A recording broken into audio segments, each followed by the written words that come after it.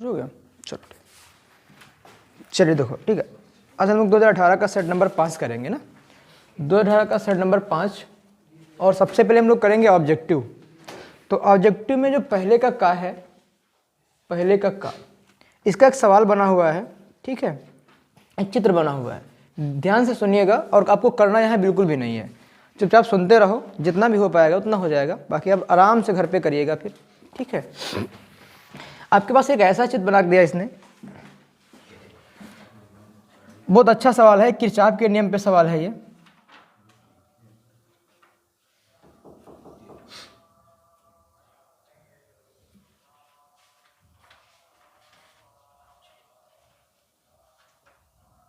ये सवाल दे रखा है, ये 4 एम्पीयर का करंट है और ये हमारे पास 2 एम्पीयर करंट है और इसे 1 एम्पीयर करंट कह रहा है, ये 1 एम्पीयर करंट है और ये 1.3 एम्पीयर करंट है और ये हमारे पास आई एम्पीयर है।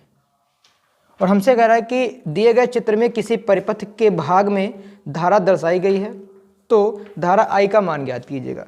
अच्छा, ये तो सबको पता है ना कि यहाँ पे देखो संधियाँ कितनी बन रही। एक तो देखो हमारे पास ये संधि बन रही है, ये संधि, ये करंट इधर आया हुआ, ठीक है, ये करंट आपका इधर आया हुआ है।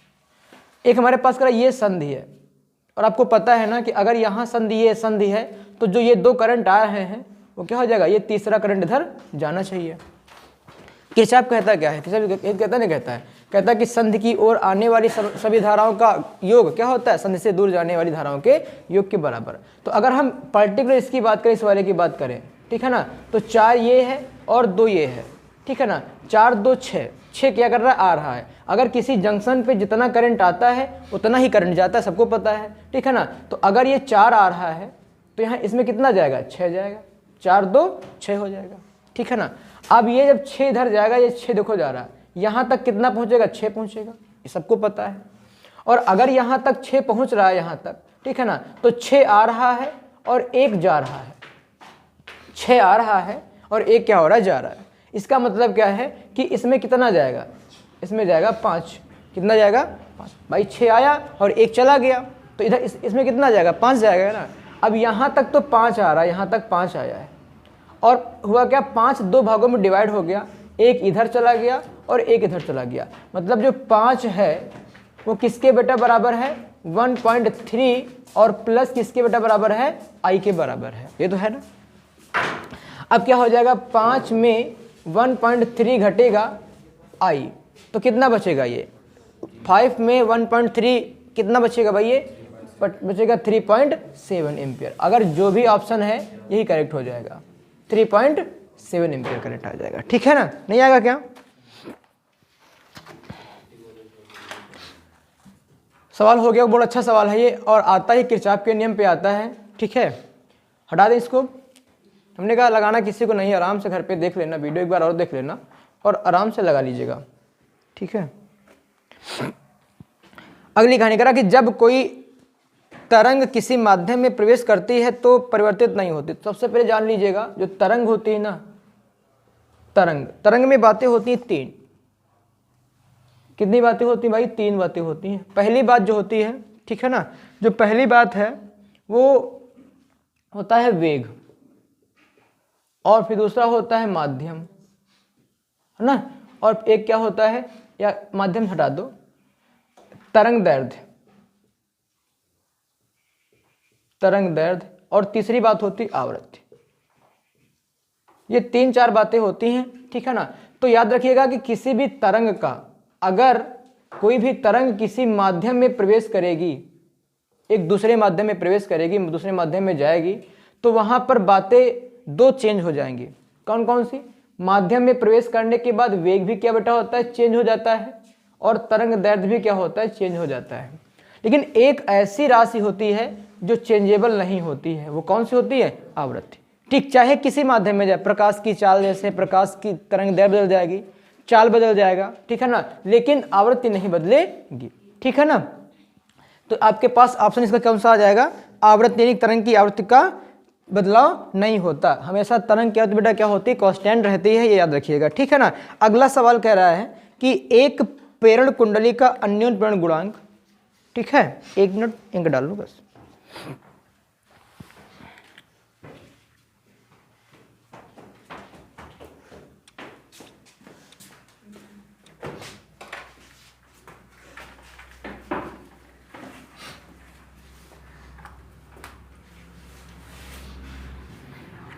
चलो अगला सवाल देखो, अगला ऑब्जेक्टिव देखिएगा, अगला जब ऑब्जेक्टिव बहुत प्यारा ऑब्जेक्टिव अगला वाला होगा, ठीक है। कह रहा कि एक प्रेरण कुंडली का अन्योन प्रेरण गुणांक, अच्छा अन्योन को हम लोग किससे लिखते हैं, म्यूचुअल इंडक्शन एम से लिखते हैं। पार्ट नंबर ये गा है, पहले का गा है ये। कह रहा कि एम का मान कितना दे रखा है, 4 हेनरी दे रखा है। यदि प्राथमिक कुंडली में 5 एम्पीयर की धारा, करंट कितना दे रखा है, प्राथमिक कुंडली मतलब क्या होता है, I1 दे रखा है, कितना कह रहा कि 5 एम्पीयर का करंट चल रहा है, 5 एम्पीयर का करंट। कह रहा कि धारा 1/1500 सेकेंड में समाप्त हो जाती है। मतलब कह रहा टाइम कितना दे रखा है, जो आपको dt दे रखा है वो कितना दे रखा है भाई, कह रहा कि 1/1500 सेकेंड में समाप्त हो जाती है।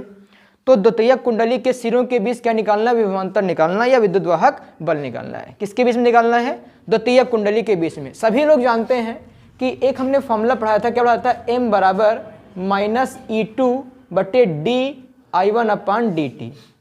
इसे निकाल लेते हैं भाई। अगर आपको E2 निकालना है तो क्या हो जाएगा, m × dI/dt हो जाएगा। तो हो जाएगा E2 बराबर m की वैल्यू कितनी दे रखी भाई, m का मान दे रखा है 4, बोलो नहीं 4, और di कितना दे रखा है भाई, di का मान दे रखा है 5, और dt कितना दे रखा है आपके पास 1/1500। और जब 1/1500 रखेंगे तो 1500 कहाँ आ जाएगा, ऊपर आ जाएगा आपका। तो हो जाएगा E2 बराबर 5 चौको 20 और इंटू कितना हो जाएगा ये 1500, तो 15 दूना 30, मतलब कितना 30 और ये 3 जीरो और, तो इसको हम लिख सकते हैं किलो। तो हो जाएगा 30 किलो वोल्ट। आपके पास अगर कोई ऑप्शन है 30 किलो वोल्ट तो वही सही होगा। ऑप्शन नंबर आपका चौथा सही है, ठीक है ना। बहुत आसान ये सेट है, लग रहा है। इसी का हम लोग बेटा देख लेते हैं घा नंबर। घा तो बिल्कुल रटा डाया आपको होना चाहिए, आना भी चाहिए, ठीक है ना, रटा डाया बिल्कुल है ये। कह रहा कि वस्तु की अपेक्षा बड़ा आभासी प्रतिबिंब बनाने वाला दर्पण है। अच्छा पहले तो हम लोग ये देखें कि आभासी प्रतिबिंब बनता किस में है। तो आपने कहा कि अवतल में बनता है, ठीक है ना, और बड़ा भी बन जाता है, बनता नहीं बड़ा। उत्तल में क्या होता है, उत्तल में बनता है, लेकिन मात्र एक कंडीशन होती है जिसमें बनता है आभासी। किसमें होता है, जब किसी भी वस्तु को ध्रुव तथा फोकस के बीच में रखा जाता था, ठीक है ना। लेकिन इसमें कह रहा कि वस्तु की अपेक्षा बड़ा आभासी प्रतिबिंब बनने वाला दर्पण है। एक बार नहीं करा कि बनने वाला ही दर्पण है, मतलब उससे हमेशा क्या ऐसे बनेंगे।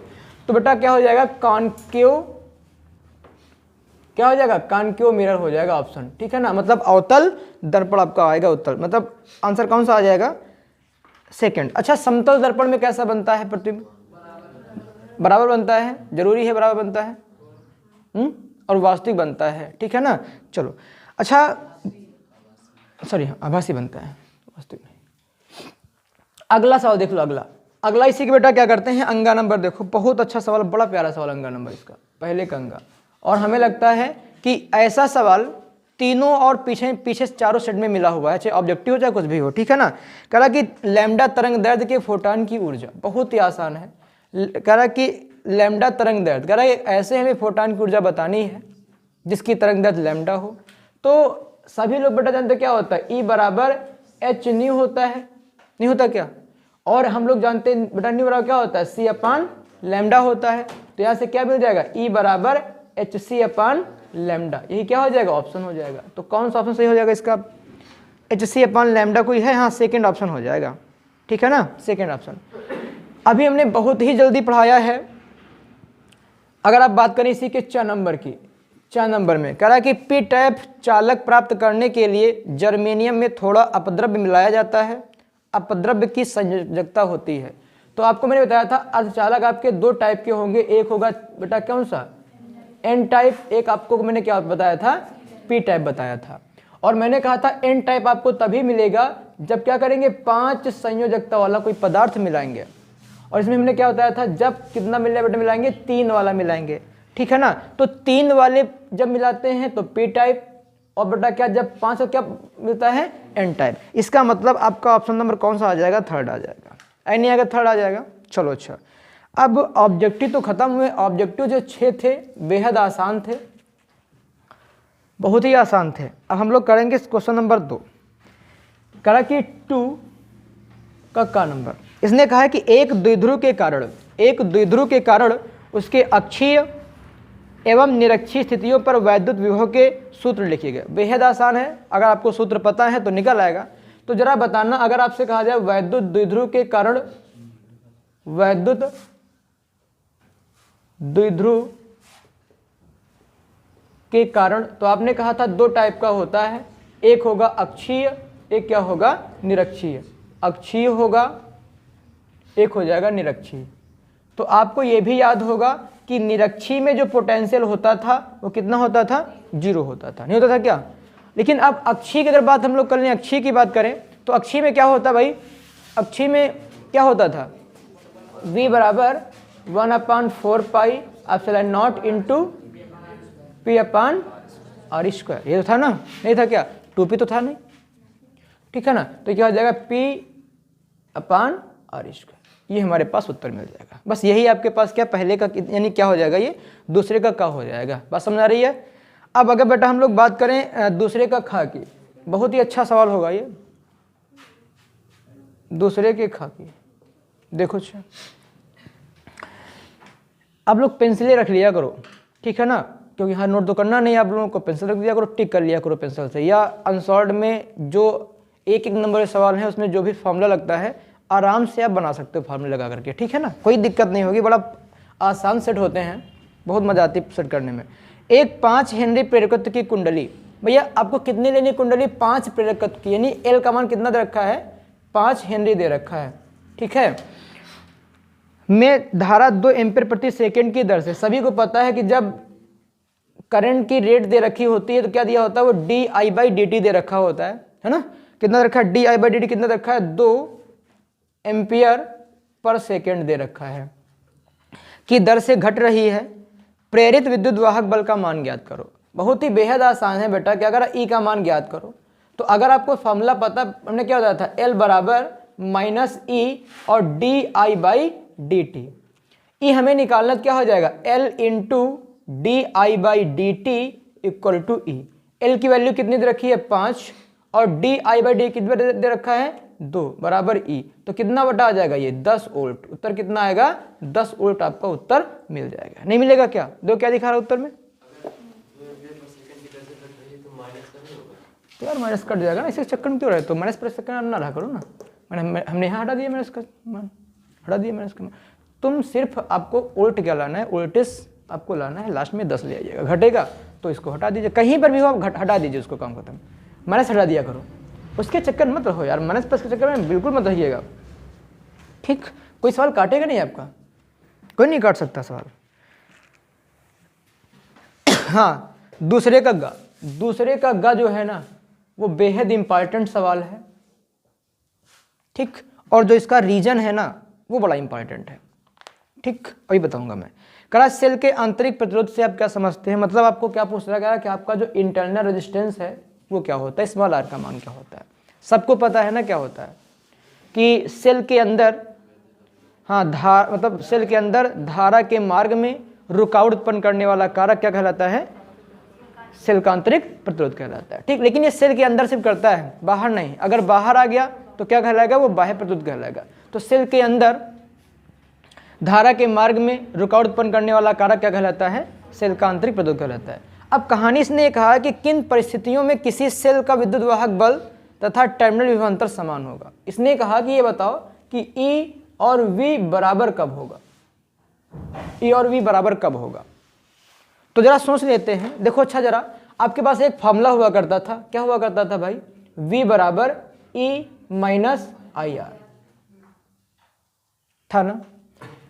अगर कहीं से या तो R का मान 0 मिल जाए या I का मान क्या मिल जाए, 0 मिल जाए, दो में से एक कोई मान मिल जाए 0, क्या, या तो R का मान मिल जाए 0 या क्या मिल जाए, I का मान 0 मिल जाए, और इसमें रख दें तो आपके पास बेटा क्या आ जाएगा, V इक्वल टू आ जाएगा, नहीं आएगा क्या। तो कहानी हमारी ये कुछ बनती है कि देखो R का तो मान कभी 0 हो नहीं सकता, हो सकता है क्या, हो सकता है।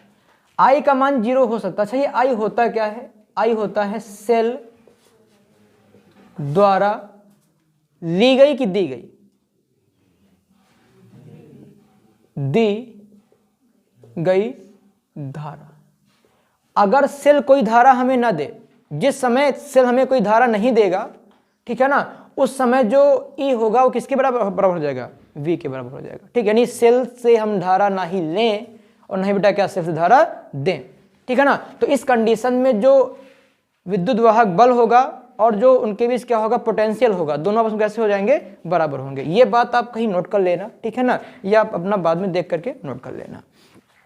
तो कंडीशन क्या बनेगी, लिखेंगे कि जब सेल से ना ही धारा ली जाए और ना ही उसको धारा दी जाए, तो इस अवस्था में क्या होता है कि विद्युत वाहक बल विभव के बराबर होता है। ठीक, क्योंकि आपको पता है इंटरनल रेजिस्टेंस कभी जीरो, अगर सेल है रियल में तो उसका कभी स्मॉल आर का मान जीरो नहीं हो सकता। ठीक है, चलो अगला सवाल।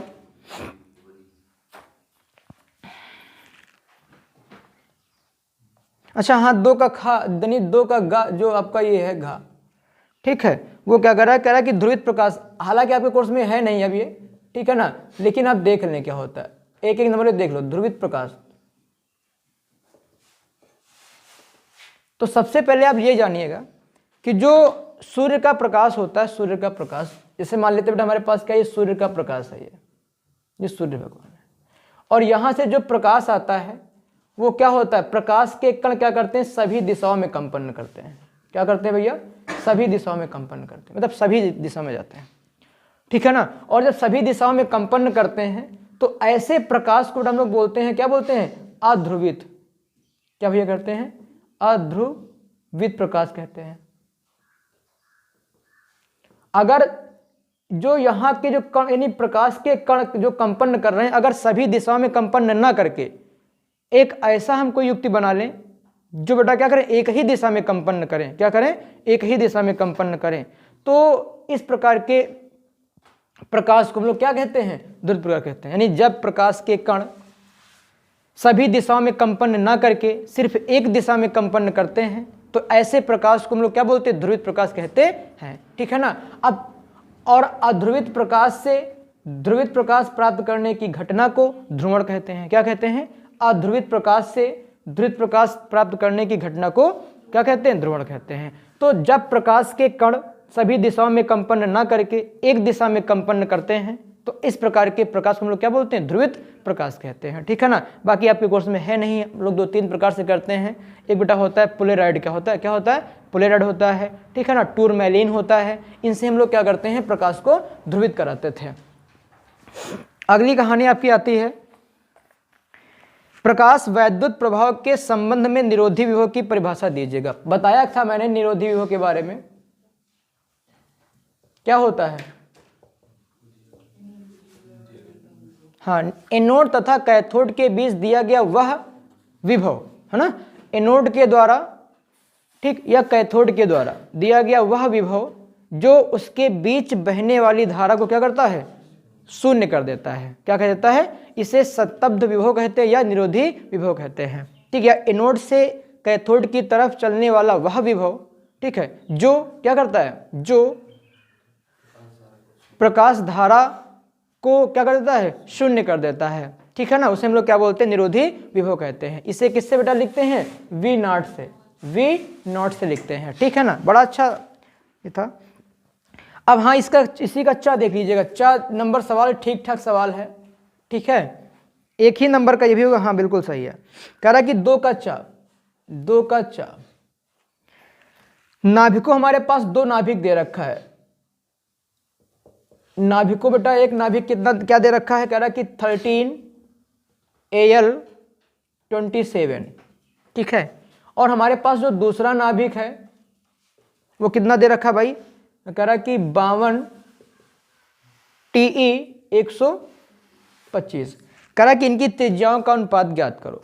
अच्छा, आपको बताया गया होगा कि एक फार्मूला हुआ करता था, ठीक है, नाभिक की त्रिज्या का सूत्र, तो क्या होता था, आपने कहा था कि R बराबर R0 और A की पावर 1/3, लेकिन आपने कहा था बेटा ये हमारे पास क्या नियतांक होता है, ये क्या होता है, चलो नहीं नियतांक, आप छोड़ो, नियतांक नहीं मानेंगे।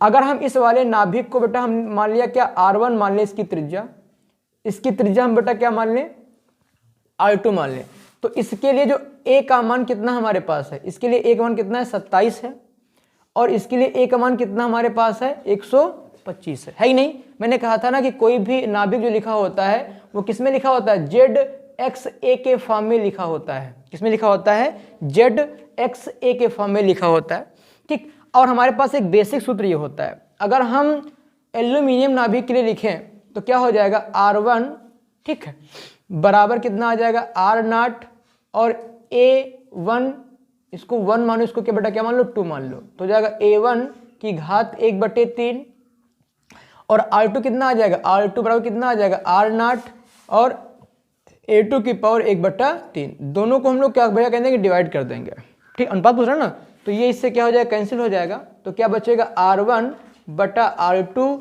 बराबर A1/A2 की होल घात 1/3। ये बचेगा क्या? या ऐसे नहीं करना है तो आप ऐसे रखे रहो, ठीक है। हाँ, ऐसे आपको ज़्यादा समझ में आएगा। A1 की पावर 1/3 बटे A2 की पावर 1/3। चलो मान लगा दो R1/R2 बराबर, अच्छा अगर हम बात करें 27 की 1/3 घात निकालें तो कितना आ जाएगा? 3 आएगा ना, ठीक है ना। और 125 बटा कितना निकालें तो कितना आ जाएगा? 5 आ जाएगा। तो इनका रेशियो कितना आ जाएगा? R1 रेशियो कितना आ जाएगा? 3 रेशियो। कोई दिक्कत वाली बात है? ठीक है ना। देखो उत्तर नहीं आ रहा ना, लगाना इसको लगा लेना, नहीं लगाना तो कोई बात नहीं है, ठीक है।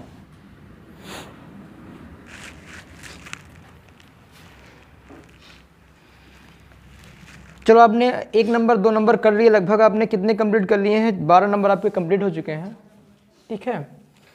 12 नंबर आपने कंप्लीट कर लिए आप। अच्छा, 12 नंबर कंप्लीट करने में आपको कितना कठिन लगा? कुछ कठिन लगा क्या? अगर आपको बेसिक बातें आती हैं, सूत्र आते हैं तो कोई कठिन नहीं लग रहा है। अब हम लोग पढ़ना बेटा 3 का क्या पढ़ रहे हैं? करा कि 6 × 10⁻⁻4 टेस्ला। अब 2 नंबर के सवाल हैं, थोड़ा सा बड़े होंगे। 6 × 10⁻4 टेस्ला। और जब भी कभी टेस्ला की बात आ जाए तो चुंबकीय क्षेत्र दिया था कितना? 6 × 10⁻⁻4 टेस्ला दे रखा है कि चुंबकीय क्षेत्र के लंबवत, जब भी कभी लंबवत कह देता है तो थीटा कितना हमारे पास है? 90 है। में 3 × 10⁻7 मीटर पर सेकेंड के गति से, बेटा भी कितना दे रखा है हमें? 3 × 10⁻7 मीटर पर सेकेंड दे रखा है। से गतिमान इलेक्ट्रॉन, जो भी बात करना है इलेक्ट्रॉन की करनी है, इलेक्ट्रॉन के पथ की त्रिज्या ज्ञात करना है, मतलब R का मान ज्ञात करना है। जरा हमें यह बात समझ आती है कि जब भी कोई इलेक्ट्रॉन चुंबकीय क्षेत्र के लंबवत गति करता है, ठीक है ना, जब भी कोई इलेक्ट्रॉन चुंबकीय क्षेत्र के लंबवत गति करता है तो उसका पथ कैसा होता है? वृत्ताकार। ये सबको पता है, ठीक है ना। और वृत्ताकार अगर होता है तो इसने क्या पूछा? त्रिज्या पूछा। तो जब इसका डेरिवेशन किया गया था तो बताया गया था कि जब कोई इलेक्ट्रॉन वृत्तीय कक्षा में गति करता है, यानी वृत्ताकार घूमता है, तो वहाँ पर 2 बल काम करते हैं। कितने बल काम करते हैं? 2। एक कौन सा होता है? एक तो चुंबकीय बल काम करेगा और एक क्या करेगा? अभिकेंद्र बल काम करेगा, और दोनों आपस में कैसे होंगे? बराबर। तो क्या हो जाएगा? लिख देंगे कि mv² बराबर qvb।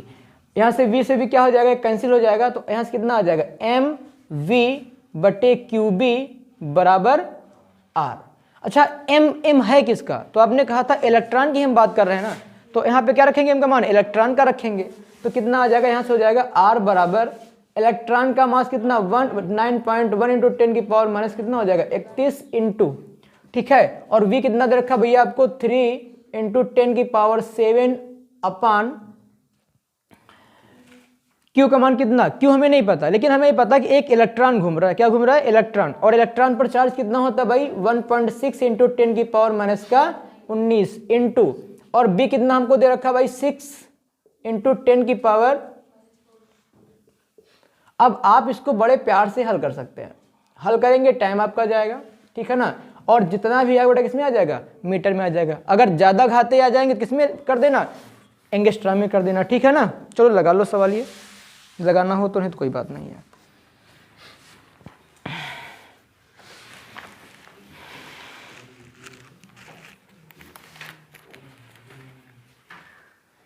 लेकिन जो आपका 2 कक्षा है ना, वो आपका होमवर्क होगा। 2 कक्षा आपका होमवर्क, कई बार सवाल बताया गया खाने वाला, ठीक है ना। 100% करके लाएंगे।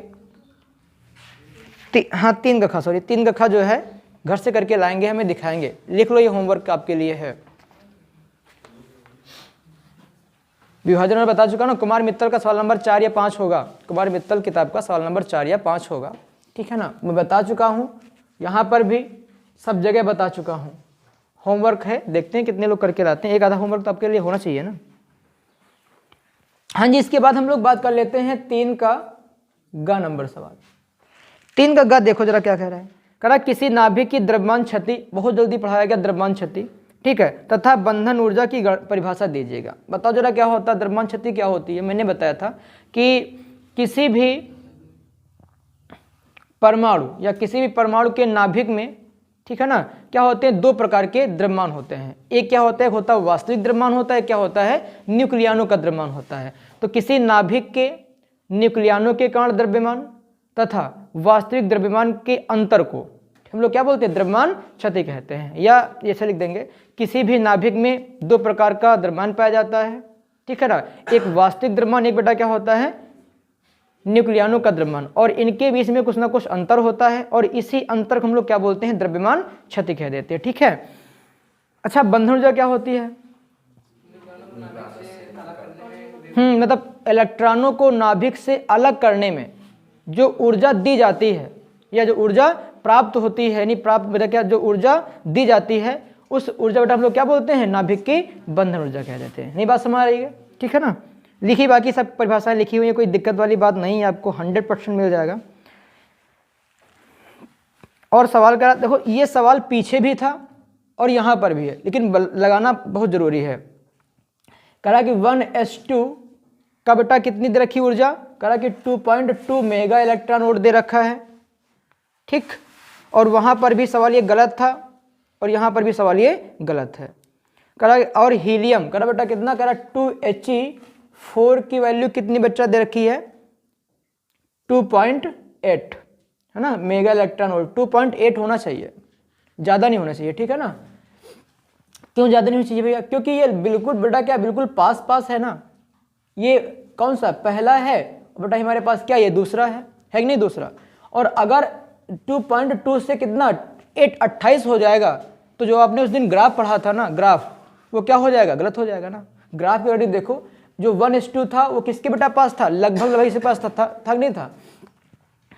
कि बंधन ऊर्जा बेटा कितनी है, बंधन ऊर्जा इतनी है। यदि 2 ड्यूट्रॉन बेटा, यहाँ कितने ड्यूट्रॉन बनने हैं, 2 ड्यूट्रॉन, मतलब 1s2 + 1s2 is given away. कह रहा कि 2 ड्यूट्रॉन मिलकर एक ही हीलियम नाभिक बनाते हैं। बेटा कह रहा कितने हीलियम नाभिक बनाते हैं, एक बनाता है, मतलब 2 ड्यूट्रॉन मिलकर एक हीलियम नाभिक का निर्माण करते हैं। तो मुक्त ऊर्जा की गणना करो, मैंने बता रखा था। मुक्त ऊर्जा गणना क्या होती है, हमने कहा था कि इस तरफ की ऊर्जा को आप काउंट करेंगे और इस तरफ की ऊर्जा काउंट करेंगे, और दोनों हम लोग क्या करेंगे, घटा देंगे, ज़्यादा वाले कम वाले को घटा देंगे। तो अगर आपसे कहा जाए कि 1s2 की ऊर्जा कितनी हो जाएगी, फिर या ऐसे लिख देंगे, मुक्त ऊर्जा बराबर 2 × 2.2 और माइनस कितना बटा आ जाएगा 2.8, तो कितना हो जाएगा ये 4.4 - 2.8, कितना बचेगा भाई ये 1.2, कितना बचेगा, अच्छा 6, और कितना बचेगा भाई 6 बचा और 1, यानी 1.6 मेगा इलेक्ट्रॉन वोल्ट। क्या उत्तर दिखा रहा था भाई, अच्छा 28 लिया उसने, तो सर तुम लोग 28 भी ले लो, ठीक। अगर इसने 28 लिया तो 28, बाकी 28 गलत है भाई, है ना। हाँ पिछले में सही आ रहा था ना।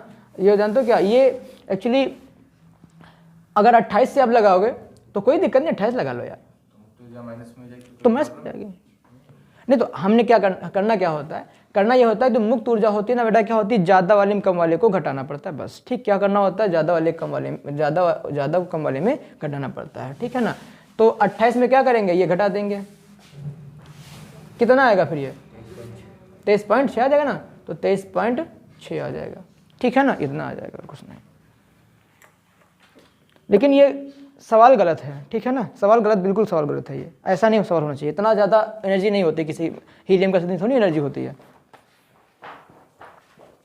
अगला सवाल देखें, चलो अगले सवाल की हम लोग चर्चा करेंगे तो बढ़ेंगे आगे।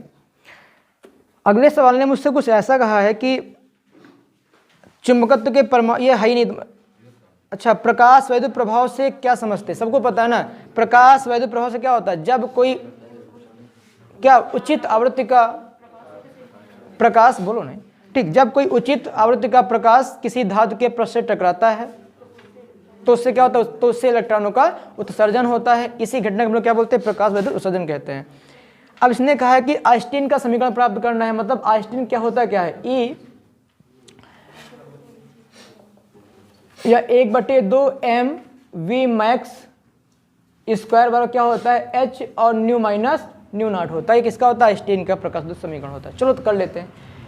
आइंस्टीन ने कहा था कि जो गामा फोटॉन होता है उसकी ऊर्जा 2 भागों में टूट जाती है। किसमें किसमें टूट जाती है, एक तो व्यय ऊर्जा, मतलब क्या होती है, एक तो बेटा क्या करता है धातु के पृष्ठ इलेक्ट्रॉनों को कहाँ तक लाने में, पृष्ठ तक लाने में, तथा एक क्या होती है गति ऊर्जा प्रदान करने में। तो और कितनी होती है भाई, फोटॉन के पास कितनी ऊर्जा होती है, एच न्यू होती है, और डब्ल्यू कितना होता है, एच न्यू नॉट होता है, प्लस ये क्या हो जाएगा 1/2 एम वी स्क्वायर हो जाएगा, इधर ले आओ बस खत्म हो जाएगा, H new minus H new not बराबर 1/2 एम वी स्क्वायर हो जाएगा। अगर अधिकतम की बात करें तो एच यहाँ पे कॉमन कर लेंगे, क्या हो जाएगा, न्यू माइनस न्यू नॉट बराबर 1/2 एम वी मैक्स स्क्वायर। जब भी अधिकतम की बात करेगा तो सिर्फ क्या चेंज होगा, सिर्फ उसका वेग चेंज होगा, बस और कुछ चेंज नहीं होगा, ठीक है ना, ये आपके पास आ जाएगा। अगला हम लोग करेंगे 4 का। आसान है, बेहद आसान है, पीछे भी आया था आपके इसी सेट में ही पीछे था, ठीक। देखो जो जितने जो जिस सन का सेट होता है उसमें कम से कम 10 से 12 क्वेश्चन रिपीटेड होते हैं, 10-15 क्वेश्चन रिपीट होते हैं और हो भी रहे हैं। कहा कि चुंबकीय फ्लक्स के आप क्या समझते हैं, सबको पता चुंबकीय फ्लक्स क्या होता है, ठीक है ना। क्या होता है, एक समान चुंबकीय क्षेत्र में किसी बंद पृष्ठ से होकर गुजरने वाली चुंबकीय बल रेखाओं की संख्या को चुंबकीय फ्लक्स कहते हैं, ठीक है ना। करा विद्युत चुंबकीय प्रेरण संबंधी फैराडे के नियम सबको पता है। फैराडे के नियम क्या होते हैं, फैराडे के नियम भाई, फैराडे के नियम पहला नियम क्या होता है, जब किसी परिपथ में प्रवाही धारा के मान में परिवर्तन होता है तो एक प्रेरित विद्युत में परिवर्तन होता है तो एक प्रेरित विद्युत भार उत्पन्न हो जाता है, और यह तब तक उत्पन्न होता है जब तक कि उसमें धारा का परिवर्तन होता रहता है। जब किसी बद्ध चुंबकीय फ्लक्स में परिवर्तन होता है तो उसमें बेटा क्या होता है, एक विद्युत वाहक बल उत्पन्न हो जाता है, जिसके कारण एक प्रेरित धारा उत्पन्न हो जाती है। यह धारा तभी तक प्रवाहित होती रहती है जब तक कि फ्लक्स में परिवर्तन होता रहता है, पहला नियम है। दूसरा नियम क्या था कि हाँ, उत्पन्न प्रेरित विद्युत वाहक बल चुंबकीय फ्लक्स की परिवर्तन की बेटा क्या ऋणात्मक दर के बराबर होता है या अनुपाती होता है, कुछ भी लिख सकते हो, कोई दिक्कत वाली बात ना। चलो आ जाएगा, 3 नंबर थे आराम से, 1 नंबर की परिभाषा, 2 नंबर के नियम थे। ट्रांसफार्मर की रचना तथा कार्यविधि का संक्षिप्त वर्णन कीजिए। इसमें पटलित लौह क्रोड का क्या महत्व होता है, सबको पता है भाई, नहीं पता है क्या सबको, ट्रांसफार्मर पता है, रचना भी पता है, कार्यविधि पता है। सिर्फ एक चीज़ आपको बता दूं मैं कि जो इसमें पटलित लौह क्रोड का प्रयोग करते हैं वो भंवर धाराओं को कम करने के लिए करते हैं। किसको करते हैं भैया, भंवर धाराओं को कम करने के लिए। अच्छा, भंवर धाराओं को कम हम लोग क्यों करते हैं, क्योंकि अगर भंवर धाराएं जितनी ज़्यादा होंगी बेटा क्या ऊर्जा ह्रास उतना ही ज़्यादा होगा, और वह हमारा जो जितना ऊर्जा ह्रास होगा तो ट्रांसफार्मर की दक्षता क्या हो जाएगी, ट्रांसफार्मर की दक्षता और भी घटती जाएगी, कम हो जाएगी, ठीक है ना। छोटा लिख देना इसमें कार्यविधि में। कुल मिलाकर तुम्हें बेटा क्या पूरा ट्रांसफार्मर की क्या लिखनी है, बात लिखनी है, बस चित्र नहीं बनाना है, नहीं रचना करनी तो चित्र बनाना पड़ेगा। कार्यविधि केवल बेटा क्या ये करता क्या है, कितने टाइप होते हैं लिखना है, सिर्फ क्या करना है कि ट्रांसफार्मर एक ऐसी युक्ति होती है जो लो को हाई तथा हाई को लो में बदलता है, ये लिख देना, ठीक है। फिर रचना, इसमें क्या होता है, एक क्या होता है आयताकार अथवा गोलाकार, है ना, फ्रेम होता है जिसमें क्या करते हैं लौह प्रेरित क्रोड लगा देते हैं, है ना। और इसी प्रकार आप लोग बिल्कुल लिख देंगे जिसमें उसमें लिखा होगा, बस इतना लिखना है। देखो कुछ सवाल होते बड़े, कुछ होते सवाल छोटे। हाँ जी, 4 का ग देखो, 4 का ग जो पढ़ने वाला है वो देख लीजिएगा। कहा कि सिद्ध कीजिए किसी आवेशित गोली कोष के भीतर विद्युत क्षेत्र का मान 0 होता है, ठीक है ना। तो आपको पता है ना कि गोली कोष इस प्रकार का गोली कोष होता है, ये गोली कोष है, नहीं ये गोली कोष है। और गोली कोष के स्थान बेटा कितने होते हैं, 3, एक बाहर होता है, एक पृष्ठ होता है बेटा, एक कहाँ होता है, अंदर होता है। इसने सबसे पहले ये कहा कि बेटा क्या करो, सबसे पहले इसने ये कहा कि अंदर कितना होता है, सिद्ध करो 0 होता है, करके देख लेते हैं अंदर 0। जब आप बेटा क्या करते हो, इसको आवेश देते हो तो क्या होता है, वो एक समान रूप से कहाँ बेटा फैल जाता है, पृष्ठ पर फैल जाता है, ठीक। और आपको पता है अगर अंदर आप निकालेंगे तो क्या मैंने मान लिया यहाँ बेटा क्या ये आपके पास P बिंदु है, आपने कहा था गॉस की एप्लीकेशन है और जिस बिंदु पर ज्ञात करना होगा उस बिंदु से बेटा क्या होकर जाते हुए एक गॉसियन बेलन की या गॉसियन पृष्ठ की कल्पना करनी पड़ेगी। तो हमने मान लिया कि हमारे पास क्या ये जो यहाँ तक है वो R है और जो हमारे पास ये वाली इसको हमने क्या मान लिया, आर डैश मान लिया। क्या मान लिया, आर डैश मान लिया, नहीं मान लिया आर डैश। ये हमारे पास क्या बिंदु ओ है, ठीक है ना।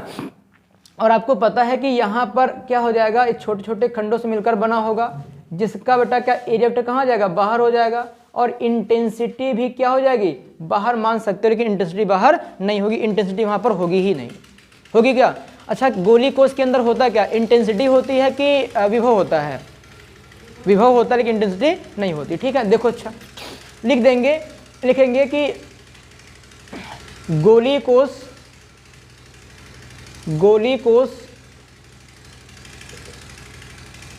के कारण उत्पन्न तीव्रता, सूत्र क्या होता है, E बराबर 1/4πε0 इंटू क्यू अपान बेटा क्या हो जाएगा, आर डैश स्क्वायर लिख लो। अब आपको पता है ना कि इंटेंसिटी जो होती है वो 3 बातों पर निर्भर करती है या 2 बातों पर निर्भर करती है। बेसिकली बेटा 2 बातों पर, एक तो चार्ज पार्टिकल पर और एक बेटा कहाँ पे, दूरी पर। तो आपने कहा कि जो गोली कोष के अंदर चार्ज कितना बेटा होता है, 0 होता है।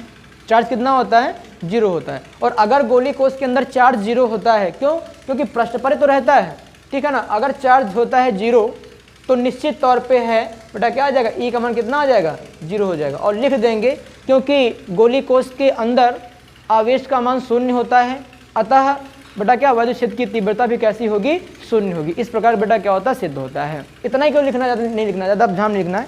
फिर आगे इसने कहा है कि तथा कोष के बाहर बिंदुओं के लिए आवेशित गोली कोष पर बिंदुवत आवेश की तरह काम करता है। ये अच्छा है, कह रहा कि बताओ कि अगर हम बाहर कोई बिंदु माने तो वही सूत्र हमें मिलता है जो बेटा क्या बिंदु आवेश के कारण मिलता है। तो जरा बताओ बिंदु आवेश का सूत्र क्या होता था, होता था। और कह रहा कि अब ये बताओ जरा, ये प्रूव करो कि गोली कोष के बाहर जो हमें मिलेगा सूत्र वो कहाँ का है, बेटा कैसे मिलेगा, यही सूत्र मिलेगा। चलो कर लेते हैं। आप ये गोली कोष एक बना लेंगे, ठीक है ना। और क्या करेंगे, प्लस चार्ज सब में आप एक समान रूप से क्या करेंगे, डिस्ट्रीब्यूट करा देंगे। तो यहाँ क्या एक हमारे पास पॉइंट होगा और यहाँ बेटा इसमें क्या मान लिया, यहाँ से मान लिया कितनी स्मॉल आर दूरी है, ये हमारे पास ओ है। और आपको पता है कि जहाँ पर हमें निकालना होता है वहाँ से होकर जाते हुए एक बेटा क्या करना होता है, गॉसियन पृष्ठ की कल्पना करनी होती है। मान लिया यार कि हमारे पास जो ये है ना, ये वाला गॉसियन पृष्ठ वो कई छोटे छोटे खंडों से मिलकर बना है, जिसका एक लघुखंड कितना हमारे पास डेल्टा ए है, और तीव्रता बेटा हमारे पास कितनी ई है, ठीक है ना, कितनी तीव्रता है ई। चलो देख लेते। अच्छा, अगर हम बात करें डीए के कारण फ्लक्स, तो क्या हो जाएगा, डेल्टा फाई ई बराबर ई डॉट डी ए, नहीं होगा क्या। और आपको पता है ई भी आपका सेम दिशा में है और डी ए भी क्या है, सेम दिशा में है।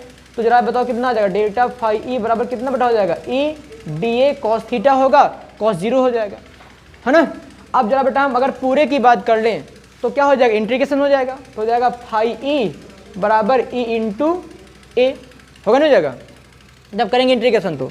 अच्छा आगे देख लो, आपने कहा कि ये हमारे पास क्या होता है, क्यू बटे एप्सिलॉन नॉट होता है, बराबर कितना आ जाए ई इंटू ए। अच्छा ए की वैल्यू कितनी होती है भाई, आपके पास क्या स्फीयर है ना ये, है ना। तो क्या हो जाएगा 4 पाई और आर स्क्वायर नीचे ले आओ तो हो जाएगा 1/4 पाई, ठीक है ना, और epsilon not into q upon r square बराबर बेटा क्या हो जाएगा ई। जरा गौर से देखो, बिंदु आवेश के कारण भी सूत्र ये होता है और गोली कोष के कारण बेटा क्या, गोली कोष के कारण बाहर बिंदु पर भी आपके पास यही सूत्र आया ना, आया नहीं आया। इसका मतलब क्या है कि दोनों कंडीशन में ये बेटा क्या होते हैं, सेम सेम काम करते हैं, नहीं करते क्या सेम सेम काम, तो प्रूफ भी हो गया। अगला सवाल देख लीजिएगा, ये बड़ा अच्छा सवाल है भाई, बहुत अच्छा सवाल है। अब कितने लोग लगा पाते हैं ये तो आप लोग ही बताएंगे। सवाल लेकिन बहुत अच्छा है।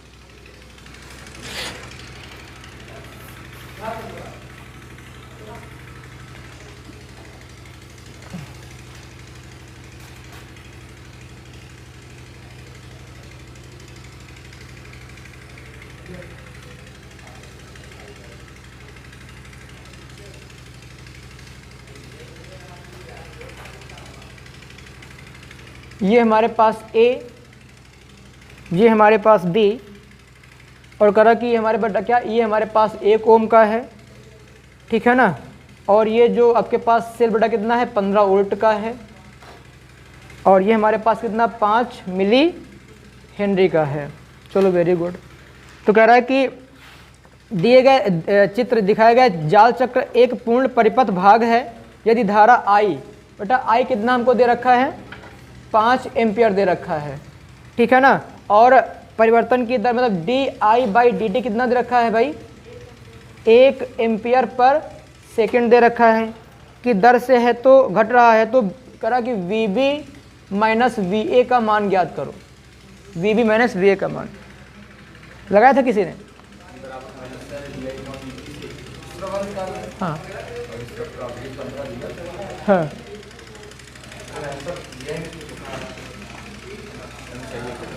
देखते अच्छे देखते हैं। देखो अच्छा, अगर आपसे कहा जाए यहां से चलना शुरू करें, अच्छा किरचॉफ का दूसरा नियम क्या कहता है? किरचॉफ का दूसरा नियम ये कहता है कि समस्त विद्युत वाहक बल बेटा क्या होता है, शून्य होता है।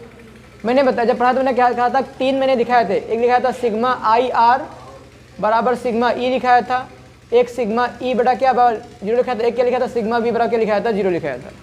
आज आपको ये प्रयोग में लाना है, मतलब यहाँ तक का जो टोटल पोटेंशियल कितना होगा, शून्य होना चाहिए। तो क्या हो जाएगा, VA से स्टार्ट करो बेटा, कहाँ से ख़त्म कर दो, VB से ख़त्म कर दो, और किसके बराबर कर दो, 0 के बराबर कर दो। क्या कर देंगे, 0 के बराबर। ठीक, चलो देखो। अच्छा हाँ 15 इसका। अब बेटा हम लोग क्या करेंगे, अच्छा अगर देखो जरा, अगर इसमें आपसे कहा जाए कि टोटल बेटा इसमें करा कि 5 एम्पीयर करंट चल रहा है, तो 5 एम्पीयर कहाँ जाएगा, समय जाएगा ना, निश्चित तौर पे जाएगा, 5 एम्पीयर समय जाएगा। चलो अच्छा इसमें जाएगा। अच्छा देखो ये हो जाएगा VA, ठीक है, और इसके बाद क्या हो जाएगा, VA हो जाएगा प्लस, ठीक, तो VA, और ये कितना हो जाएगा आपके पास माइनस, क्या होता है V बराबर IR होता नहीं होता है, तो I कितना हमारे पास है 5 है, और बेटा कितना हमारे पास है 1 है। ठीक, इसके बाद क्या हो जाएगा प्लस कितना 15 होगा ना, 15, और फिर क्या हो जाएगा, फिर बेटा कितना माइनस, सूत्र क्या हो जाएगा, यहाँ पे विद्युत वाहक बल निकलेगा।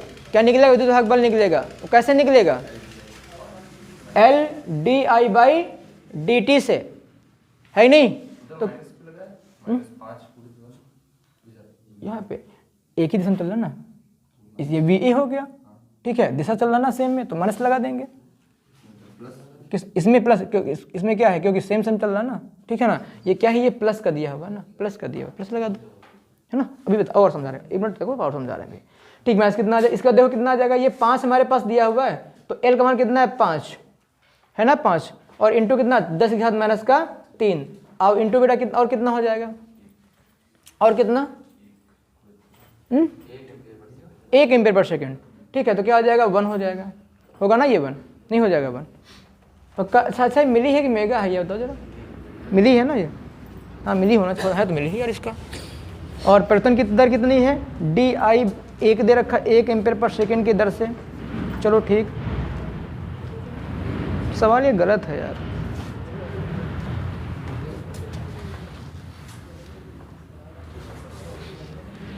अच्छा देखो आगे देख लो, बराबर कितना बेटा, कितना माइनस कितना, VB बराबर हो जाएगा 0।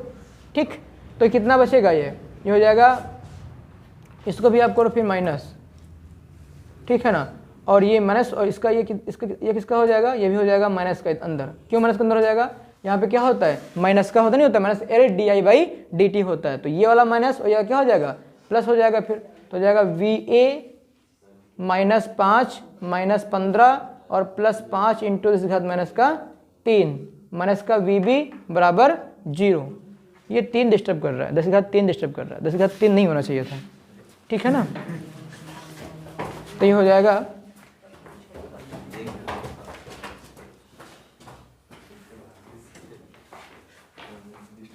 जानते हो, इधर सुनो, ये डिस्टर्ब कर रहा है बेटा, क्या ये 3 नहीं होना चाहिए था, अगर 3 होना चाहिए था तो बेटा जानते हो क्या होना चाहिए था, ठीक, तो ये 3 नहीं होना चाहिए था, यानी यहाँ पे केवल 5 हेनरी होना चाहिए था। क्या होना चाहिए था, 5 हेनरी, ये तो उत्तर नहीं मिलेगा, पक्का नहीं मिलेगा, जानते हो क्या, फिर क्या हो जाएगा VA माइनस 5 माइनस का 15, अगर बेटा क्या ये यहाँ पर सिर्फ कितना होता है प्लस का 5, यानी क्या होता है सिर्फ यहाँ पे 5 होता है, ठीक है ना। तो प्लस 5 माइनस कितना बेटा वी बी बराबर कितना होता है 0, ठीक है ना। तो ये कैंसिल हो जाता है, तो कितना होता है V A minus V B बराबर बेटा कितना माइनस का 15, या हाँ V A minus 15 minus V B बराबर 0। आपको चाहिए क्या, तो हो जाएगा V B minus V A, ठीक है, बराबर माइनस का 15, ये निकलना चाहिए। कौन सा ये माइनस 5 उड़ते कि माइनस का हो गया, ये नहीं के बाद वो माइनस में हो ये ये के बाद माइनस यहाँ से ये वाला भाई सेम चल रहा है ना, प्लस नहीं होना चाहिए। अरे लगेगा, इसमें भी लग जाएगा बंद परिपथ के लिए।